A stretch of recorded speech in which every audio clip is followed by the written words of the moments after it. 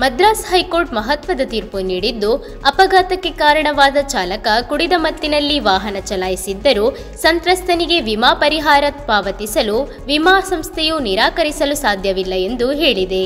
ಭುವನೇಶ್ವರಿ ಮತ್ತು ಇತರರು ಸಲ್ಲಿಸಿದ ಅರ್ಜಿಯನ್ನು ವಿಚಾರಣೆ ನಡೆಸಿದ ನ್ಯಾಯಪೀಠ, ವಾಹನಕ್ಕೆ ವಿಮೆ ನೀಡಿರುವ ಸಂಸ್ಥೆ ಸಂತ್ರಸ್ತರಿಗೆ ಪರಿಹಾರ ಪಾವತಿಸುವ ಜವಾಬ್ದಾರಿ ಹೊಂದಿದೆ ಎಂದು ಸ್ಪಷ್ಟಪಡಿಸಿದೆ. ವಿಮಾ ಕಂಪನಿಗಳು ಚಾಲಕ ನಿಯಮ ಉಲ್ಲಂಘಿಸಿದರೂ ಮೊದಲಾಗಿ ಪರಿಹಾರ ನೀಡಬೇಕು ಮತ್ತು ಬಳಿಕ ಚಾಲಕ ಮಾಲಕರಿಂದ ಮೊತ್ತ ವಸೂಲಿ ಮಾಡಬಹುದು ಎಂದು ಹೈಕೋರ್ಟ್ ತೀರ್ಪು ನೀಡಿದೆ.